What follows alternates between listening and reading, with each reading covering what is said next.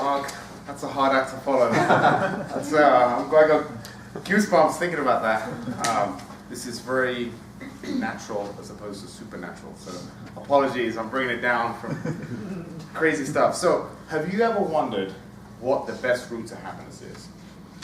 Is it living in the moment and truly enjoying yourself, so more of a hedonistic approach? Or is it striving hard today to create a better tomorrow? So like the patient approach, entrepreneurial approach.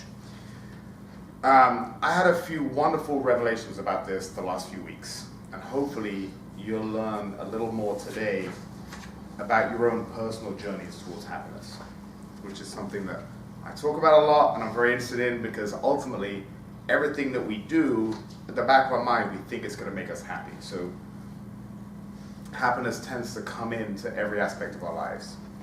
So I just had my wedding in Tahiti. It was a great time.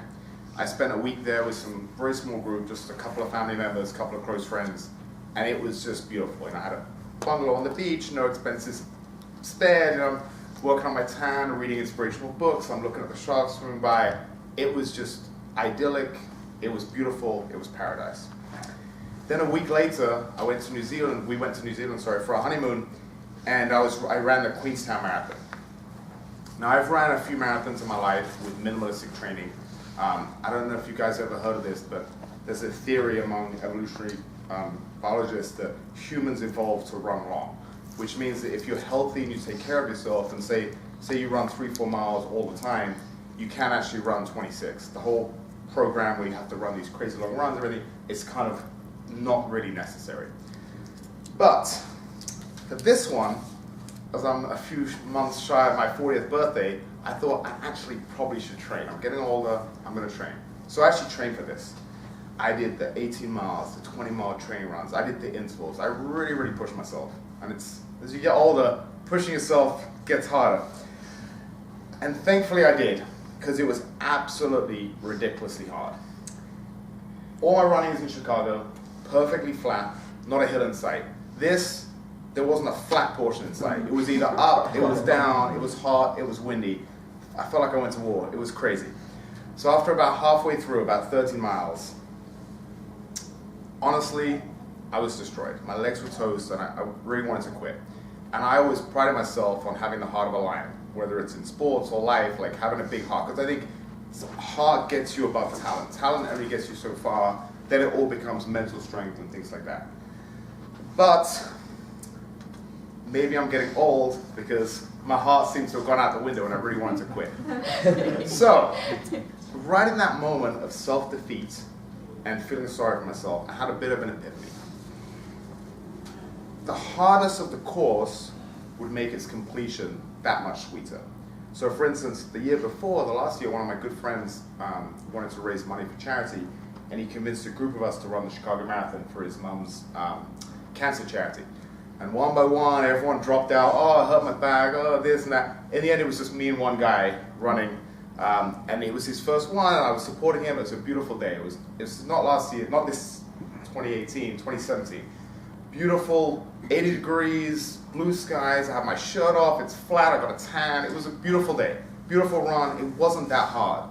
So concurrently, the feeling of achievement when I did it was actually pretty low. Unfortunately, I was kind of bummed. I was like, I should have a bit more endorphins when I finished. But this time, I felt like a proud old warhorse when I really pushed myself. Those last 30 miles, they took something out of me.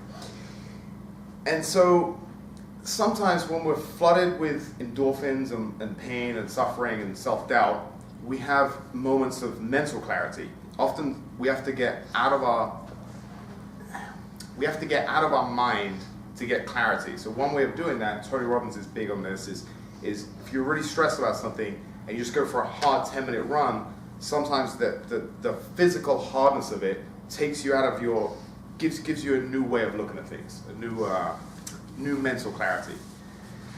And what I was thinking was the pain that I was suffering then, it reminded me of the great psychiatrist, Mihail Csikszentmihalyi. I probably butchered his name, but he invented the concept of flow, and he wrote a book by the same name, Flow, and Finding Flow. There was the sequel, and all these other books.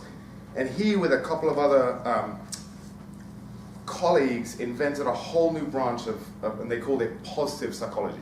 So instead of having someone who's a mess and trying to get him to the average, we wanted to see, well, how do we get the average person and have him leading a fantastic life, a flourishing life. And one of his big findings was flow, which I'm going to come back to later. But flow is when you're so consumed by something, everything else goes out the window. So maybe, the tunnel vision that soldiers talk about in combat, or like extreme athletics, when you're just really exhausted or nervous and you have a lot of anxiety and the adrenaline causes everything, you have that tunnel vision. That's a perfect example of flow. And that's where I was right there. I had my bigger goal. I broke it down. I was like, you know what? I'm only going to get to the next 500 meters. I'm only going to get to that next water station, a mile down the road.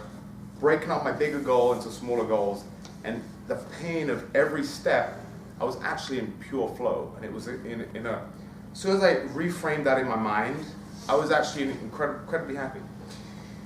I wasn't worrying about things that didn't happen 6 months ago, worrying about in 5 months my future business deals and this and all the nonsense and the stress that's in our mind. I was really present, and all that went, and it was with every painful step, it was actually a lovely feeling. Then that night back at the hotel, when my wife orders us pizza, and I put my feet up on the sofa and I put on the TV, man, did that feel good, because I earned it. As one comedian said, with Netflix nowadays, there's never been a better time to be a lazy fuck. And let's be honest, there's a lot of good content out there. There's a lot of good TV, a lot of good shows. But something about TV is it's very passive. So being a lazy bum on the sofa isn't necessarily additive. Meaning, if an hour at the end of a long, productive day feels good, 6 hours is not going to feel 6 times better. It's actually the opposite. It's more like a law of diminishing returns. But when you're in a flow state, it's actually the opposite.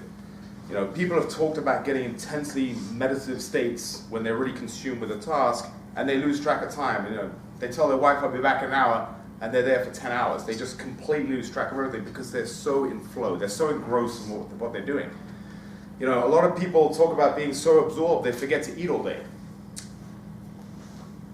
Can you watch TV and forget to eat? I can't make it through a show without raiding the fridge.